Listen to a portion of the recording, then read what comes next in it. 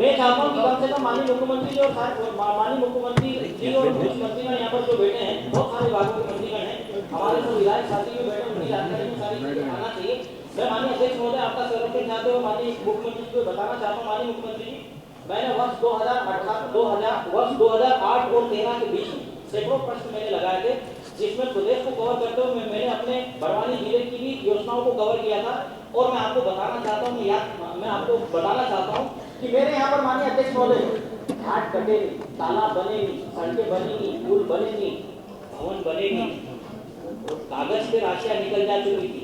जब मैं आग्रह करता था, मैं खुद भी प्राक्कलन समिति का मैं सदस्य था, केदारनाथ शुक्ला जी समिति के सभापति थे, मैंने आग्रह किया था, केदारनाथ शुक्ला जी के साथ में समिति में तो सभी पार्टी के एमएलए थे, सब गए थे और गिरते पानी में छाता लगाकर मैंने जो प्रश्न लगाए थे, मेरा जो आरोप एलिगेशन या मेरे जो भी सुझाव समझ लीजिए, वो जो विधानसभा में मैंने जो उठाए थे, जो डाले थे, विभागों और मंत्रियों की जानकारी में मैं जो इश्यू लाया था, जिनका मैंने अब उल्लेख किया, धन्यवाद करता हूँ आदरणीय केदारनाथ शुक्ला जी को, अपनी पूरी टीम को लेकर गए और मेरी विधानसभा का जो जहां 500 में एमएलए था, खेतिया का जो महाराष्ट्र का, मध्य प्रदेश की पंक्ति का अंतिम गांव तक वो पहुंचे, बारिश हो रही थी, छाते लगाकर उन्होंने वो पुल भी देखे, वो सड़कें भी देखी, वो घाट भी देखे, वो भवन भी देखे, वो तालाब भी देखे, जो कागज पे बन गए थे। वो देखने के बाद माननीय अध्यक्ष महोदय, उन्होंने अपनी प्राक्कलन समिति की रिपोर्ट भी पटल पर रख दी है और यह सत्य पाया है कि जो विधायक ने जो आरोप लगाए थे वो काम नहीं हुए हैं, वो सच है। और 19 अगस्त 2011 की बात, माननीय मुख्यमंत्री जी, मेरी ये पीड़ा है, मैं जिले का विधायक भी हूँ, निवासी भी हूँ, जनप्रतिनिधि भी हूँ और आदरणीय सभी मंत्रियों ने आदिवासी की बात कही थी, तो मैं आदिवासी हूँ, लेकिन मैं आज आपसे आग्रह करना चाहता हूँ, क्यों आपके संज्ञान में काम नहीं आया? आप बोकराटा रात रुके थे। माननीय अध्यक्ष महोदय, जो पहाड़ों पर रहने वाली आदिवासी महिलाएं जो प्रेग्नेंट होती है, के टाइम में बाढ़ के टाइम में नदी और नालों में जहां पर ये जो पुल नहीं बने और राशियां जो निकल गई, वो मर जाती है।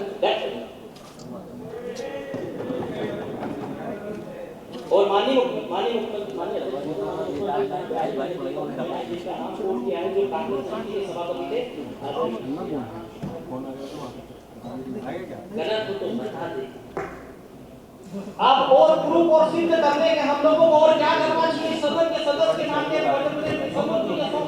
इसके नाते हम बात उठाई सकते हैं और हम लोगों को क्या करना चाहिए? अब मैं ये चाहूंगा, राखी पुल 1.5 करोड़ का है, माननीय अध्यक्ष महोदय, माननीय नेता जी कितना समय लेंगे?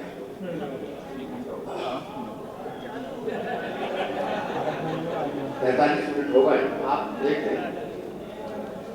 देखिए आसन की कहाँ पालन करने वाले पूछा है, इसके टाइम तो नहीं बताया ना उनको, पूछ तो सकते हैं ना कितना समय लेंगे। जरूर माननीय अध्यक्ष महोदय, मैं आसन का पालन करने वाला हूँ, जो आप जैसा बोलेंगे मैं उसका आदेश का पालन करूंगा, लेकिन मैं माननीय मंत्री जी से आग्रह करूंगा, मुझे भी आप पहली बार इतना जो चांस मिला है, नहीं तो 1 मिनट 2 मिनट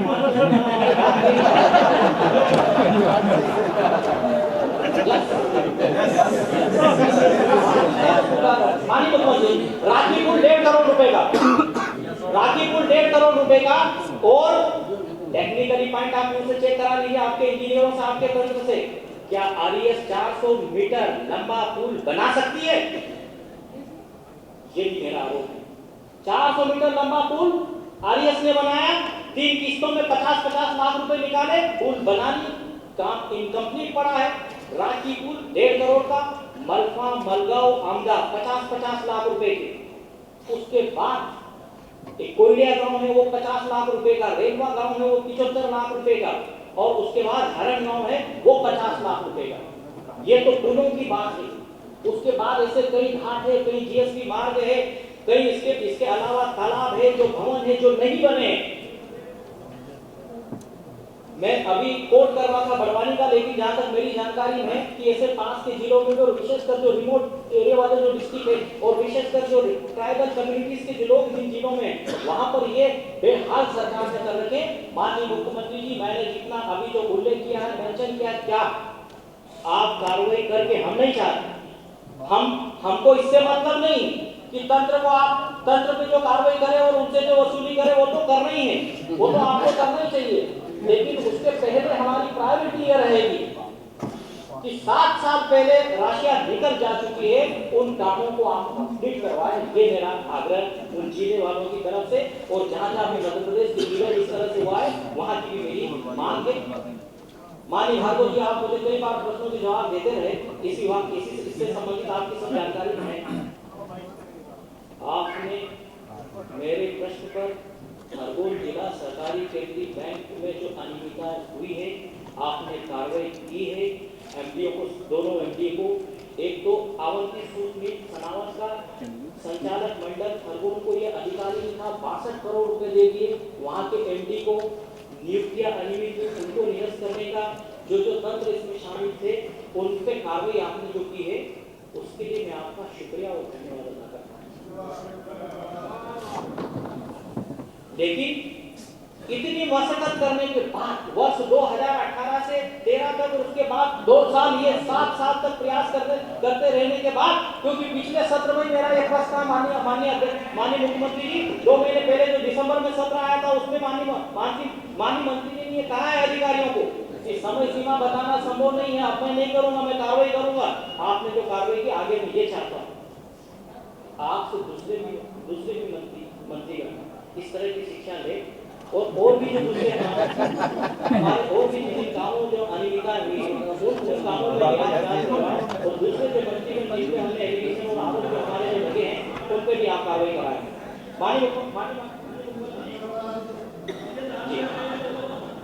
गांव में रहने वाले अभी सूखे की चपेट में है, वो मनरेगा की निरंतरता ही मैं समझता हूं कि उन लोगों के लिए एक अच्छे जीवन के लिए सार्थक साबित हो सकती है। और देखिए, आज मैंने पढ़ा है, कितनी बड़ी बात है, यूपीए की सरकार ने मनरेगा का जो गठन किया था, हजारों करोड़ रुपए जो लाखों करोड़ रुपए जो देती थी, उसी मनरेगा को आज आगे बढ़ाने का काम देश की प्रधानमंत्री जी ने और उनकी सरकार ने भी किया है। तो मैं समझता हूँ कि मनरेगा की उपयोगिता था, बीच में बंद करने वाली जो बात आई थी, लेकिन उन्हीं नीतियों को जो आगे बढ़ाया है, तो ये केंद्र सरकार का ये वाला जो मनरेगा वाला जो कदम मैं समझता हूँ ठीक है। इसके अलावा माननीय अध्यक्ष महोदय, मैं आपके माध्यम से फिर सीएजी का उल्लेख करना चाहता हूँ। वही सीएजी की रिपोर्ट 31 अगस्त 2014 की, जिसकी कंडिका 3.5 है।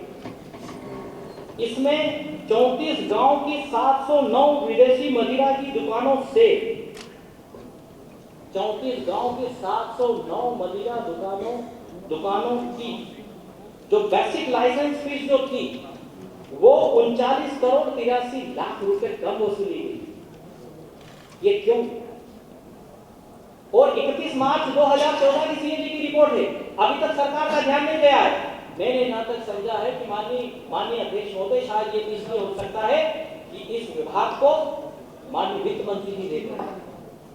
39 करोड़ 83 लाख रुपए की जो बेसिक लाइसेंस फीस जो है वो कम वसूली गई है, क्यों? और सरकार किन कारणों से घर घर शराब का लाइसेंस देने का फैसला कर चुकी थी और वापस फिर क्यों हटी? इससे माननीय अध्यक्ष महोदय ये पता लगता है कि शराब माफियों के सरकारी तंत्र में कितनी घुसपैठ है। जब माननीय मुख्यमंत्री जी आप बोले इस बात का उल्लेख करें।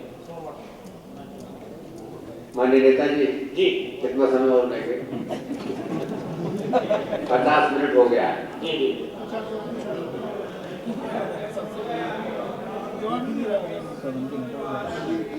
जी की वो हो रही है, सीएजी की रिपोर्ट पे थोड़ी बहुत बातें हो रही है।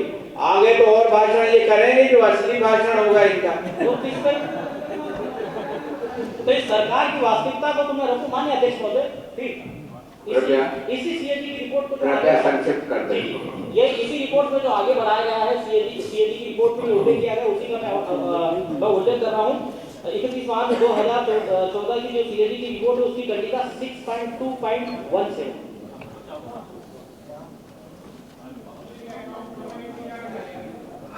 इस आदिवासी व्यक्तियों की भूमि गैर आदिवासियों को जो बेची जाती थी और जो उनको इसके बदले में जो राशि जो बराबर मिलना चाहिए थी, उसमें माननीय मुख्यमंत्री जी ये जो आदिवासियों की अभी जो बात कर रहे थे, अनुसूचित जनजाति वर्गों की जो बात कर रहे थे, अनुसूचित जनजाति वर्गों की जमीनें जो अन्य वर्गों को जो बेची जाती थी, और उससे 7 करोड़ 59 लाख रुपए की उनकी हानि हुई है। जो जमीन का मूल्य उनको जो मिलना चाहिए वो 7 करोड़ 64 लाख रुपए की हानि हुई है।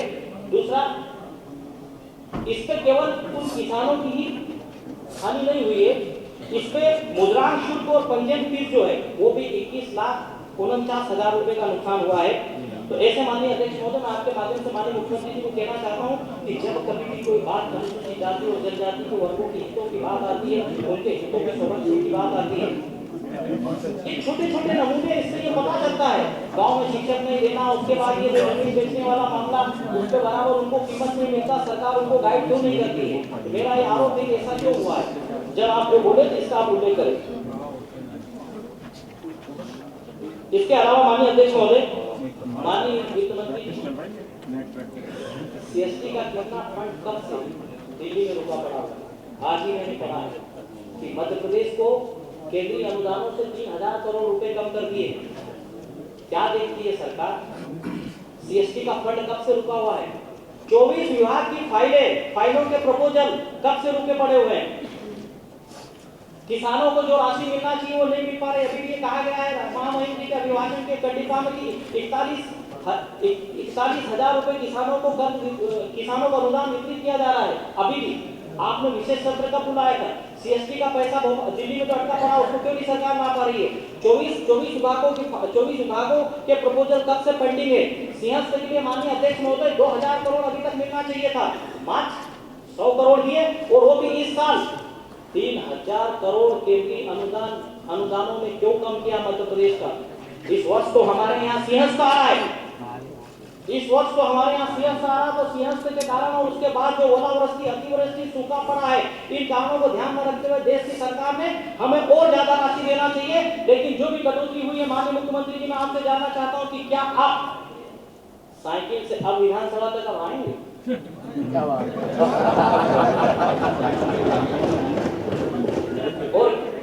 और क्या अब आप धरने पे और प्रदर्शन पे बैठेंगे? आप केंद्र सरकार के खिलाफ आप विरोध करेंगे? मेरी समझ में जो आया है, मेरी समझ में आया है कि 3,000 करोड़ रुपए की कटौती और कमी क्यों कर दी है। और करो प्रधानमंत्री जी का स्वागत।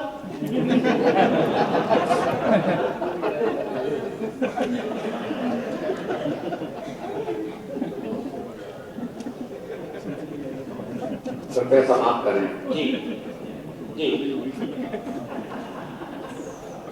ये मुझे जो समझ में आया है कि आपने और आपकी पार्टी ने खूब सच धज के खूब उनका जो स्वागत किया, खूब बड़ी संख्या में लोग इकट्ठे किए और करोड़ों रुपए जो खर्च किए, इस कारण से तंग से 3,000 करोड़ रुपए कम कर दिए। अब हाउस के बाद क्या प्रयास करोगे?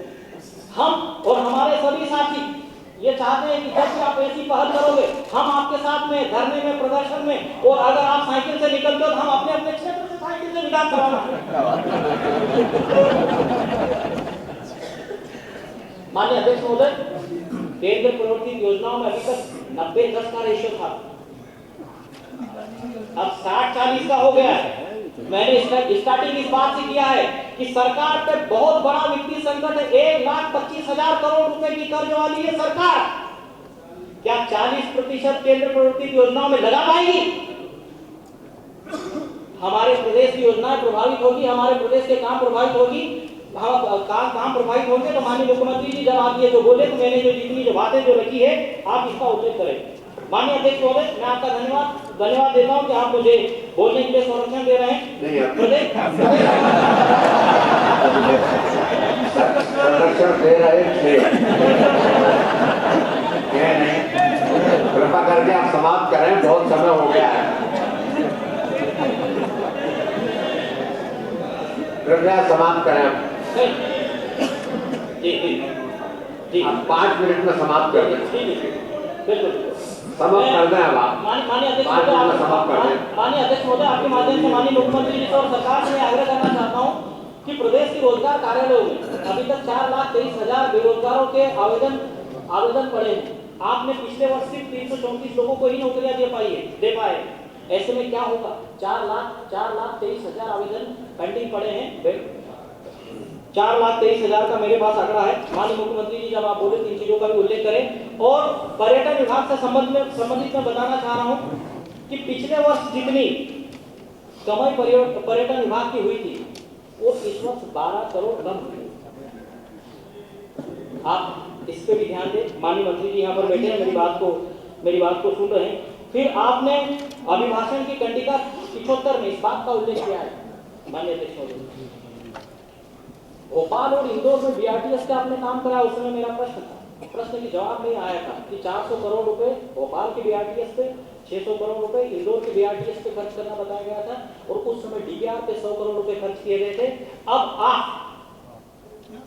मेट्रो के लिए जो बात कर रहे हैं, भोपाल और इंदौर के लिए, और जायका कंपनी को जो आपने काम सौंपा है, वो 150 करोड़ रुपए आप उसके डीपीआर में देने के लिए बात कही गई है। और ये बात प्रदेश सरकार ने जनवरी में ये दावा किया था, और मैं माननीय अध्यक्ष महोदय ये बताना चाहता हूं कि सरकार ने इसकी कोई तैयारी नहीं की है, और केंद्र सरकार को कोई इसका प्रस्ताव नहीं गया है, और प्रस्ताव जाने के बाद अंतरिम आदेश मिलने में भी लगभग 1 साल लगेगा।